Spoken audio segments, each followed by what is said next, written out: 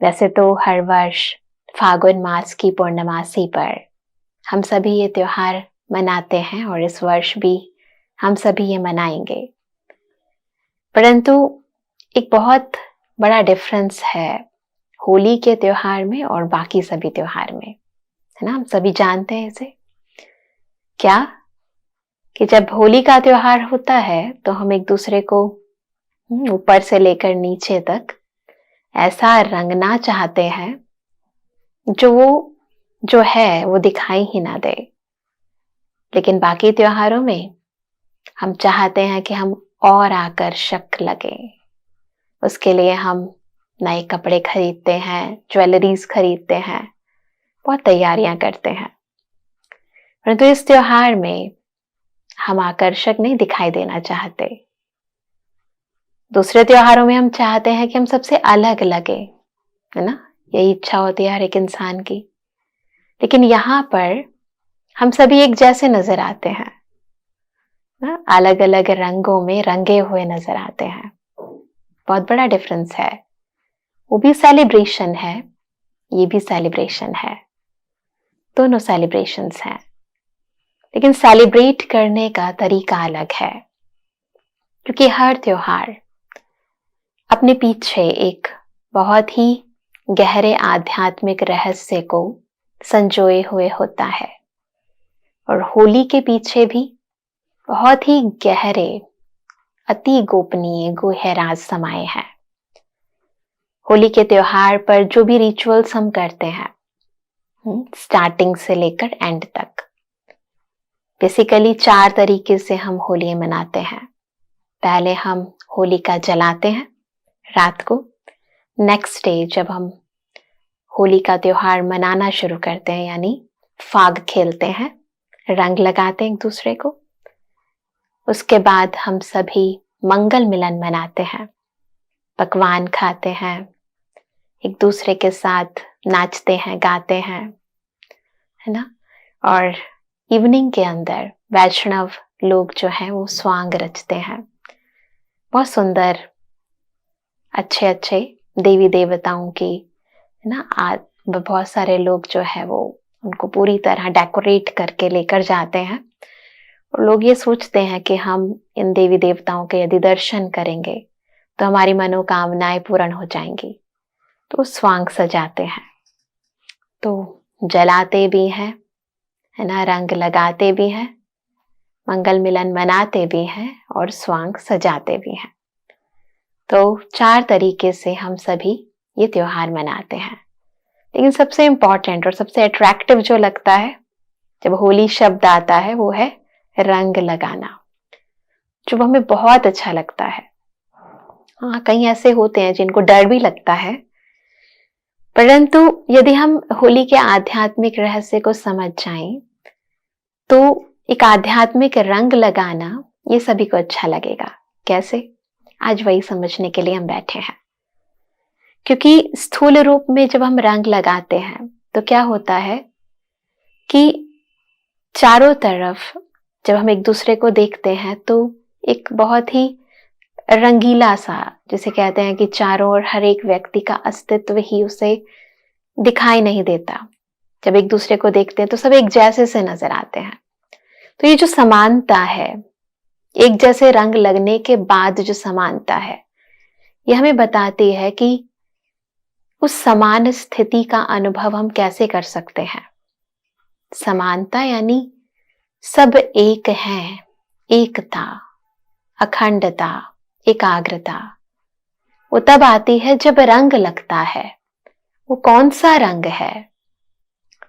ये स्थूल रंग तो एक दिन के रंग है, कुछ घंटों के रंग हैं, परंतु वो जो ईश्वरीय रंग है, परमात्मा के संग का जो रंग है, जब वो मनुष्य आत्मा को लगता है, क्योंकि परमात्मा का संग लगना यानी किसी के भी संग हम मिलते हैं ना, तो उसके गुण, उसकी शक्तियां वो हमारे अंदर समाने लगती हैं।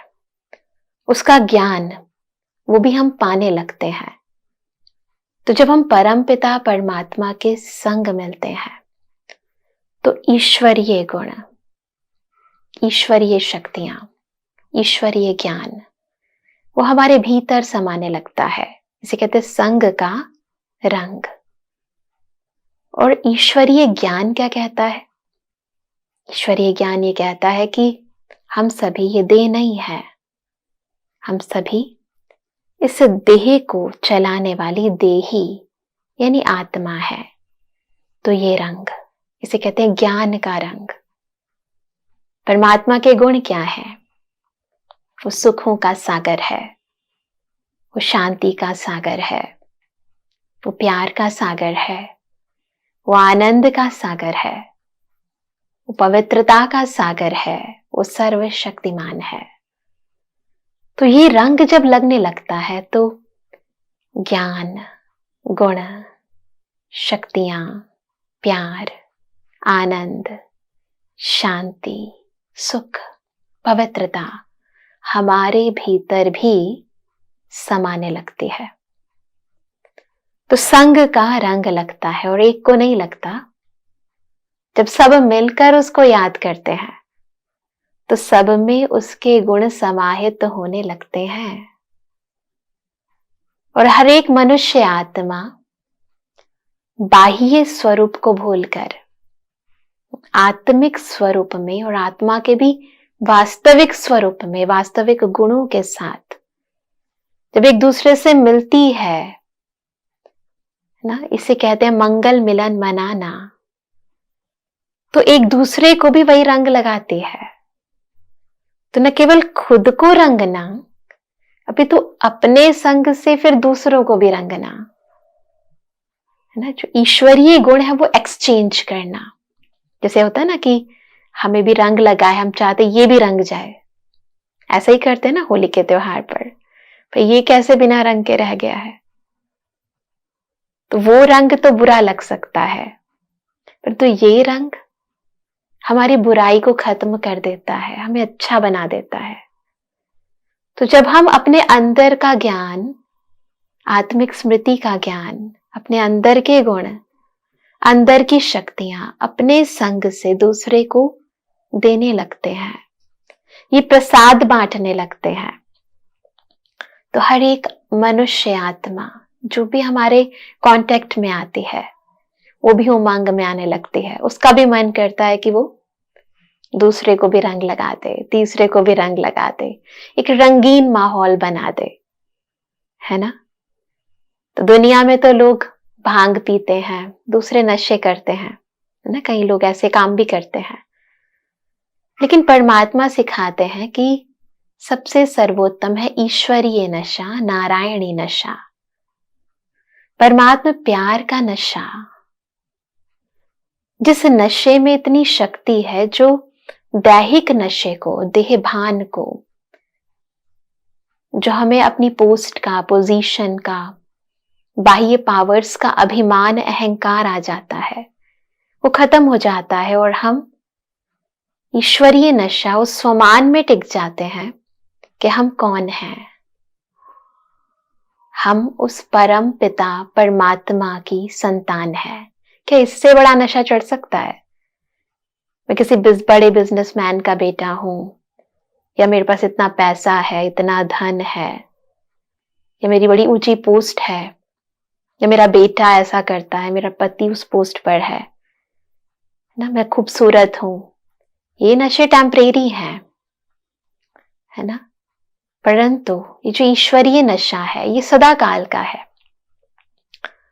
ये देह रहे ना रहे, परंतु मैं आत्मा परमात्मा की संतान हूं, सर्वशक्तिमान की संतान हूं, सृष्टि के रचयिता की संतान हूं। इससे बड़ी बात कुछ हो सकती है? खुद भगवान मेरा माता भी है, पिता भी है, बंधु भी है और सखा भी है, शिक्षक भी है तो सतगुरु भी है, साजन भी है। जब ये स्मृति आती है कि मैं किसको बिलोंग करती हूं, कौन मेरे अंग संग रहता है, ये नशा जब मनुष्य आत्मा को चढ़ता है तो ये उमंग, ये उत्साह, क्योंकि इसका बेस जो है वो खुद भगवान है, खुद पवित्रता का सागर हमें वो इतना पवित्र बना देता है। वहां पर तो दिखाते हैं कि होली के दिन सभी लोग रंग में रंग जाते हैं ना, तो क्या होता है कि मैले हो जाते हैं। तो परमात्मा हमारे अंदर का मैलापन खत्म कर देता है। मैलापन, जो मैंपन और मेरापन है, यही तो मैलापन है। इस मैलेपन को धो देता है। तो ईश्वरीय संग का रंग हमारी आइडेंटिटी को परिवर्तन कर देता है। एक ऐसी आइडेंटिटी बना देता है जिसमें न ऊंच है न नीच है, न वैर भावनाएं हैं, न ईर्ष्या है न द्वेष है, न कंपैरिजन है न कंपटीशन है। कोई भी बाह्य चीजों का अभिमान नहीं है। सभी समान में है। सभी के मन में एक दूसरे के प्रति सम्मान की भावना है। तब सच में हम एक दूसरे के साथ गले मिल सकते हैं, स्थूल में भी और अंदर से भी हमारे संस्कार मिल सकते हैं, आदतें मिल सकती हैं। क्योंकि वैसे तो देखें तो हर एक व्यक्ति का अपनी सोच है ना। हर एक व्यक्ति की अपनी सोच है, अपने सोचने का ढंग है, अपने संस्कार हैं, अपना स्वभाव है। और इसी के कारण ही मतभेद हो जाता है, टकराव होता है, मनमुटाव होता है। ये जो अंतर है ना, ये हम सभी के भीतर जो है वो मतभेद का, लड़ाई झगड़े का कारण बनता है। परंतु जब समान हो जाते हैं सब, है ना, कि हम एक परमात्मा की संतान हैं, सभी वास्तविकता में सुख स्वरूप, शांत स्वरूप, प्रेम स्वरूप हैं। जब ये भावना जागृत हो जाती है तो मिल जाते हैं। इसे कहते हैं संस्कारों का मिलना, है ना, भावनाओं का मिलना। इसे कहते हैं गले मिलना। तो वैसे स्थूल रूप में तो गले भले मिले, परंतु परमात्मा के गले का हार, परमात्मा का श्रृंगार हम तब बन पाते हैं जब मन का मन के से मिलता है। उससे मिलने के लिए कोई पूरा मिलाने की जरूरत नहीं होती। बस एक छोटा सा एज होता है जहां से वो एक दूसरे से मिले होते हैं। और मिलने के लिए बस इतना ही काफी है कि हम सभी एक परम पिता परमात्मा की संतान है। तो ये जो भावना है, ये जो पवित्र भावना है, जो शुद्ध भावना है, ये होली के मायने को हमारे आंतरिक, अंदर की सद्भावनाओं में परिवर्तन कर देती है। तो ये सेलिब्रेशन, जिसे कहते हैं उमंग और उत्साह, उत्साह है ना, उत्साह कोई सामान्य चीज नहीं है। ऐसे एनर्जेटिक होना केवल इतना ही काफी नहीं है, परंतु एक बहुत ही हाई वाइब्रेशनल स्थिति है जिसमें आंतरिक, अंदर की वृत्ति जो है बहुत ऊंची हो जाती है, जिसमें हम एक दूसरे को बहुत ही पॉजिटिव एनर्जी एक्सचेंज करने लगते हैं, एक दूसरे को बहुत ही सकारात्मक ऊर्जा देने लगते हैं। कब देते हैं? जब हम खुद सकारात्मक हो जाते हैं, जब हमारा नजरिया सकारात्मक हो जाता है, जब नकारात्मकता के मायने सब खत्म हो जाते हैं। तो होली का त्योहार हमें बहुत ही खूबसूरती से आपस में कैसे मिलकर रहे ना, कैसे एक दूसरे के प्रति शुभ भावनाएं, शुभकामनाओं की भावनाएं उत्पन्न करें, वो तरीका सिखाने आता है।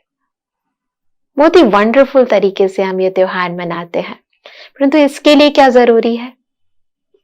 ऐसे हम एक दूसरे के साथ मिल नहीं सकते, ऐसे परमात्मा की याद आ नहीं सकती। उसके लिए क्या जरूरी है? जो एक दिन पहले हम रिचुअल करते हैं। क्या करते हैं? रात को सभी करते हैं ना, होलिका दहन करते हैं, जलाते हैं। क्या जलाते हैं? तो लकड़ियां जलाते हैं, उपले जलाते हैं। और कई लोग क्या होता है, पहले से ही अपने घर के पुराना जो होता है सामान बाहर रखते हैं, उनको भी जलाते हैं। एक्चुअली पुरानी चीजों की बात नहीं है, बात है पुराने संस्कारों की, पुरानी आदतों की, जिन्हें हम पुरानी मानते नहीं हैं। हम कहते हैं ये मेरी आदत है, मेरा संस्कार है। क्या? गुस्सा करना। करते हैं सभी। पुरानी आदत है हम सबकी गुस्सा करने की। कई बार किसी को टीज करने की आदत होती है, टेंस रहने की और दूसरों को टेंशन देने की आदत होती है, पता ही नहीं चलता। क्रिटिसाइज करने की आदत होती है, हर एक के अंदर मीन मेख निकालने की आदत होती है। ये आदतें ऐसा नहीं है केवल दूसरे को परेशान करती हैं, परंतु हम खुद भी कहीं ना कहीं इनसे ना परेशान ही होते हैं, क्योंकि हम जानते हैं कि जब जब ये संस्कार इमर्ज होते हैं तब तब हमारे आपस संबंधों में विच्छेद होना शुरू हो जाता है।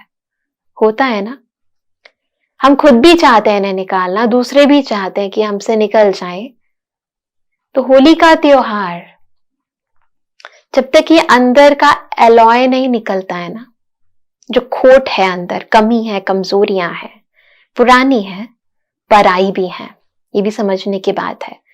केवल पुरानी नहीं है, पुरानी कहकर कई बार हम एक्सक्यूज हो जाते हैं कि पुरानी है ना, पुरानी आदत है ना, तो एक्सक्यूज हो जाता है। परंतु ये पराई है, मेरी नहीं है, क्योंकि आत्मा ओरिजिनल स्वभाव में ऐसी नहीं है। आत्मा का ओरिजिनल नेचर बहुत प्योर है, उसमें कोई कमियां नहीं है, क्योंकि वो खुद भगवान जो परफेक्ट है उसकी संतान है। तो जो इम्परफेक्शन आ गई है, जो डिफेक्ट्स आ गए हैं, जो मेरे नहीं है, ये एक्वायर्ड हैं, बाहर से लिए गए हैं। कहां से? जब कोई परिस्थिति आई, बच्चा पैदा होते गुस्सा थोड़ा ना करता है। जब कोई परिस्थिति आई, सिचुएशंस ऐसी बनी, ऐसे लोगों का संग मिला, है ना, तो उसके अंदर धीरे धीरे दूसरों को देखकर, स्थितियों को देखकर वो चीजें आई। या फिर सबसे इंपॉर्टेंट, इस बॉडी कॉन्शियसनेस के कारण आई, चीजों के कॉन्शियसनेस के कारण आई। तो वो जो पराई चीज है, जो मेरी नहीं है वास्तविकता में, वो पर भाव यानी पराया भाव, वो परिस्थिति यानी पराई स्थिति जब मेरी स्वस्थिति और स्वभाव पर हावी हो गए, है ना, तब ये सब कुछ हुआ। तो अब हमें क्या करना है? सबसे पहले हमें अपने अंदर के इन पुराने स्वभावों का, संस्कारों का दहन करना है, संस्कारों का संस्कार करना है। वो कब होगा? किसी चीज को जलाना है, खत्म करना है, उसके लिए पावर चाहिए। कहां से आती है वो पावर? वो पावर आती है कहां से? पावर हाउस से। इसे कहते हैं योग अग्नि। जब आत्मा परमात्मा दोनों का कनेक्शन होता है, इसी को ही तपस्या कहते हैं। तपस्या यानी एक परमात्मा की याद में रहना, एकाग्रचित्त होकर रहना। और तब आत्मा में जैसे कोई भी चीज फोकस होकर किसी पर पड़ती है, कोई भी एनर्जी कंसंट्रेट होकर किसी पर पड़ती है, तो फिर वो जादुई कार्य करती है, परिवर्तन करती है। तो ऐसे ही जब ईश्वरीय शक्तियां, हम जब फोकस होकर उसको याद करते हैं, वो हम आत्मा पर पड़ती हैं, तो हमारे अंदर के संस्कार भस्म हो जाते हैं, परिवर्तन हो जाते हैं, है ना। तो ये जो परिवर्तन होता है, आत्मा प्योर बन जाती है, पवित्र बन जाती है। तो ये जो प्योरिटी होती है ना अंदर की, यही उस प्योर परमात्मा को अट्रैक्ट करती है। और इस प्योरिटी के बेसिस पर हमारा दृष्टि भी, हमारी वृत्ति भी, हमारी कृति भी, हमारी स्मृति भी प्योर हो जाती है। हमारे अंदर एक दूसरे के लिए भावनाएं बदल जाती हैं। हमें एक दूसरे को बाह्य नजरिए से नहीं, आंतरिक नजरिए से, उनके ओरिजिनल स्वरूप से देखने लग जाते हैं। जब हमारे अंदर ये संस्कारों का परिवर्तन होता है, तो अब तक तो अनेक वर्षों तक हमने इस प्रकार से होली को मनाया, जलाया, जिसके बारे में हम एक कहानी भी सुनते हैं कि इस दिन हिरण्याकश्यप ने जब अपनी बहन होलिका को कहा कि आप प्रहलाद को लेकर अग्नि में बैठ जाओ, तो प्रहलाद तो बच गया, परंतु होलिका वो सदा के लिए खत्म हो गई, जल गई।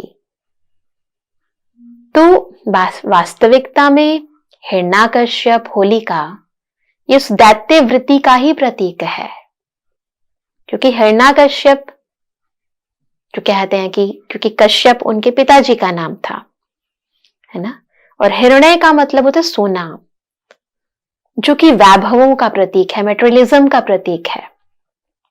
कश्यप यानी क्लोथ्स, है ना, एक तरह से जब हम क्लोथ्स ये धारण करते हैं, क्या कि मैं कौन हूं, मैं मेटेरियलिस्टिक या कहें ये फिजिकल वर्ल्ड के आधार से अपनी आइडेंटिटी को हम बना लेते हैं कि मैं ये हूं, और अपनी झूठी आइडेंटिटी के अंदर हम खुद को इतना पावरफुल समझने लगते हैं कि हमें लगता है कि हम शायद गॉड से भी ऊपर हो गए हैं। तो वो जो अभिमान है हिरण्याकश्यप का, अहंकार है, जो इंसान को फिजिकल वर्ल्ड में रहकर फिजिकल चीजों के कारण आ गया, उसी का प्रतीक है वो, है ना। और होलिका जो उसी की ही बहन है, वो भी, उस होलिका का एक और नाम सिंघनी भी था। सिंघनी यानी वही दैत्य, फीमेल दैत्य। तो मेल और फीमेल दोनों में ये दैत्य वृत्ति आ गई है, और हम ये समझते हैं कि शायद हम इतने पावरफुल हैं कि हम कुछ भी कर सकते हैं, दूसरे का कुछ भी बिगाड़ सकते हैं, है ना, हमारा ही अधिपत्य हो सकता है, हम जो चाहे वही हो सकता है। परंतु हम भूल जाते हैं कि ये दुनिया इंसान की नहीं, अभी तो ईश्वर की रची हुई है। तो जब हम अपना कार्य करते करते मेटेरियलिज्म में इतने ज्यादा लवलीन हो जाते हैं, इतना डूब जाते हैं, तब हमारे अंदर की वो शक्ति जिसे हम प्रहलाद कहते हैं, क्योंकि कहीं ना कहीं आत्मा को परमात्मा की स्मृति तो है, हम उसका दमन करने की सोचते हैं, जैसे दिखाते हैं कि हिरण्याकश्यप और होलिका प्रहलाद को मारने की कोशिश करते हैं, परंतु क्योंकि साच को आंच नहीं आती है, तो वो जो हमारे अंदर की सत्यता है वो बरकरार रहती है। कब? जब हम परमात्मा को दिल से याद करते हैं, जो प्रहलाद ने किया, यानी प्रहलाद यानी परमात्मा की औलाद ने किया। जब हम अपने आप को ईश्वर की संतान समझते हैं, जब ये स्मृति उजागर होती है, तो ये बाह्य विस्मृतियां खत्म हो जाती हैं, हमारे अंदर का हिरण्याकश्यप और होलिका का दहन हो जाता है, खत्म हो जाता है। तो ईश्वर या कहीं ईश्वरीय स्मृति इस विस्मृति की जो अलग अलग बाधाएं हैं, जो विषय विकार हैं, इनको खत्म कर देती है, जिसको यादगार के रूप में दिखाते हैं कि हम दिखाते हैं कि कोकी जल गई परंतु वो धागा नहीं जला। क्यों नहीं जला? देह जल सकती है, बाह्य मेटेरियलिस्टिक चीजें जल सकती हैं, क्योंकि वो 5 एलिमेंट्स की बनी है, 5 तत्वों की बनी है, तो वो विलीन हो सकती है। परंतु आत्मा जो परमात्मा की संतान है, आत्मा के साथ जो स्मृतियां जुड़ी हुई हैं, जो गुण जुड़े हुए हैं, जो शक्तियां जुड़ी हुई हैं, वो खत्म नहीं हो सकती। तो उसी भावना के साथ, उस ओरिजिनल भावना के साथ हम सभी को एक दूसरे के साथ मिलना है। तो होली मनाने के पीछे, जलाने के पीछे बहुत गहरे राज समाये हैं।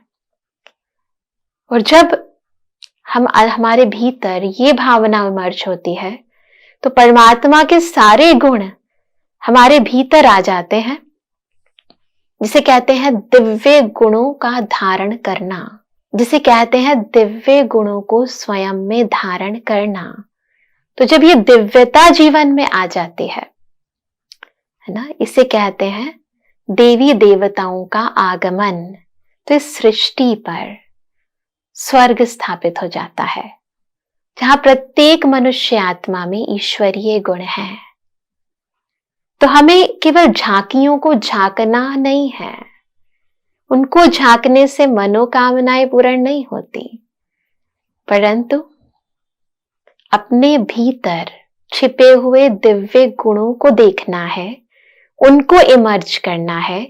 और जब वो इमर्ज होंगे तो मन इतना शक्तिशाली हो जाएगा, जो आप जो चाहेंगे, क्योंकि मन में किसकी स्मृति है? परमात्मा की स्मृति है। तो आप जो चाहोगे उस शुद्ध मन से वो पूर्ण हो जाएगा। और हम क्या चाहते हैं? सुख, शांति, आनंद, प्यार, पवित्रता। तो अंदर की ये शुद्धता, जिसे पवित्रता कहते हैं, जो सुख और शांति की जननी है, वो जननी इन सभी प्राप्तियों को स्वतः आपके समक्ष लेकर आ जाएगी, है ना? तो होली का जो ये सेलिब्रेशन है, इसको शॉर्ट में यदि हम समझें तो होली के 3 अर्थ हैं, बहुत ही खूबसूरत। पहला, होली, इंग्लिश में कहते हैं HOLY, होली अर्थात पवित्रता। तो अपने भीतर पवित्र संस्कारों को इमर्ज करना। सभी करेंगे, ये प्रॉमिस खुद से करेंगे, है ना? परंतु उसके लिए क्या करना है? ईश्वरीय संग का रंग लगे, अपने अंदर ये प्योरिटी आ जाए। उससे पहले होली, होली सो होली, यानी जो बीत गया सो बीत गया। पुरानी बातों को फुल स्टॉप लगाएं। तो जब पुरानी बातों को फुल स्टॉप लगाएंगे, बीती को बीती करेंगे, बिंदी लगाएंगे, है ना? पुराने चीजों को जला देंगे, पुराने संस्कारों को, स्वभावों को भस्म कर देंगे। तो होली सो होली हो जाएगा। भीतर पवित्रता, सुख और शांति, ये संग ईश्वर का हमें लग जाएगा, ये रंग लग जाएगा। और फिर सबसे इंपॉर्टेंट थर्ड होली, मैं परमात्मा की होली, हम भगवान के होलिए। तो जब हम ईश्वर के हो जाते हैं, जब पवित्रता को जीवन में धारण कर लेते हैं ना, और जब बीती बातों को फुल स्टॉप लगा देते हैं, तो जब हम इस प्रकार से होली मनाते हैं तो हमारे जीवन की ये जो खुशियां हैं, उमंग उत्साह है, वो एक दिन के लिए नहीं, अपितु हर दिन के लिए बरकरार हो जाती हैं। चलिए 2 मिनट के लिए हम इस होली के त्योहार को आध्यात्मिक रीति मनाते हैं। मनाएंगे सभी? चलो,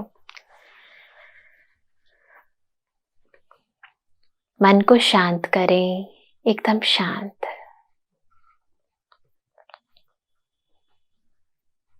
तन को हल्का करें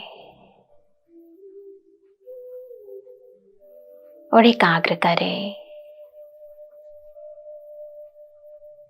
स्वयं को मस्तक के बीच चमकते हुए पवित्र स्वरूप पर, आत्मिक स्वरूप पर, मुझ आत्मा में बहुत जन्मों के पुराने संस्कार, पुरानी आदतें हैं। आज मैं होली के इस शुभ दिन पर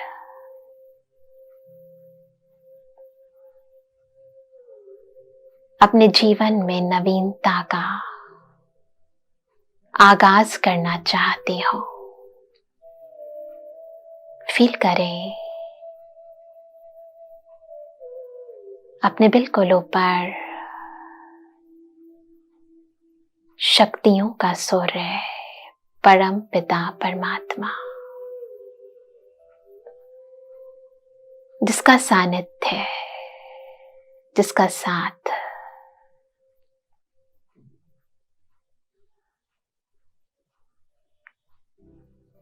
मेरे अंदर की शक्तियों को, गुणों को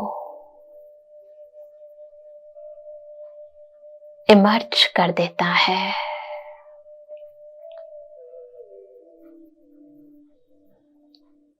मुझे मुझसे, मेरे अस्तित्व से मिला देता है। अनुभव करें इस समय और कोई नहीं, एक परम पिता की याद और उसका साथ। इस याद की अग्नि में अंदर के पुराने संस्कारों को जला दे, आसुरियता की भावनाओं को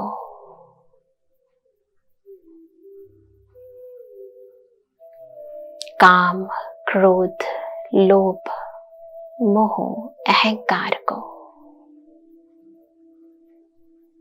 ईर्ष्या को, द्वेष को, घृणा को, आलस को, अलबेलेपन को जला दे।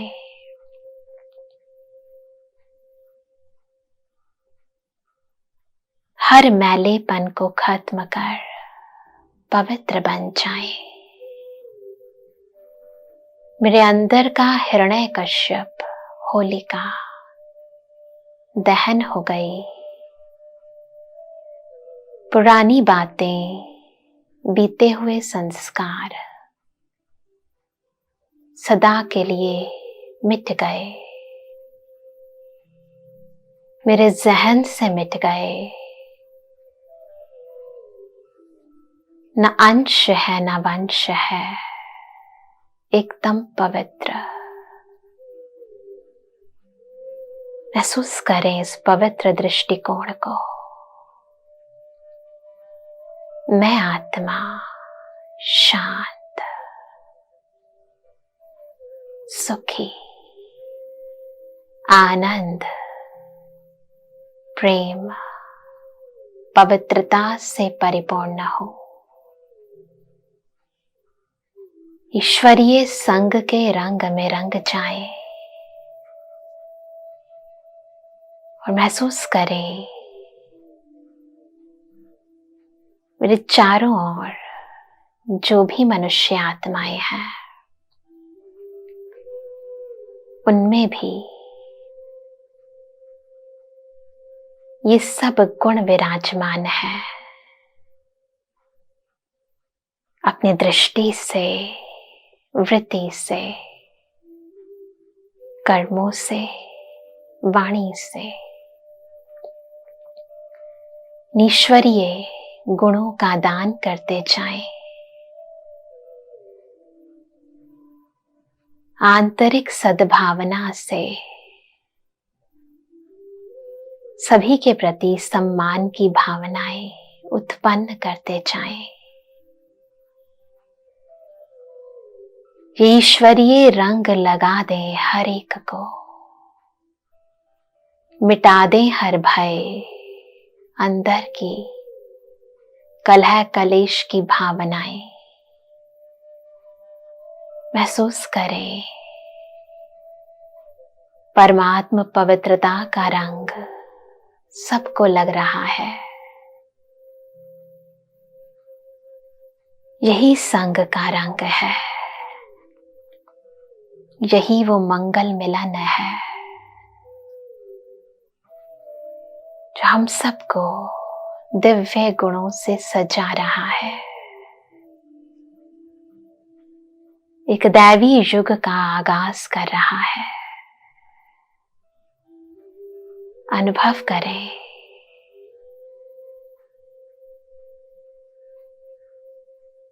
अपने भीतर दिव्य गुणों को।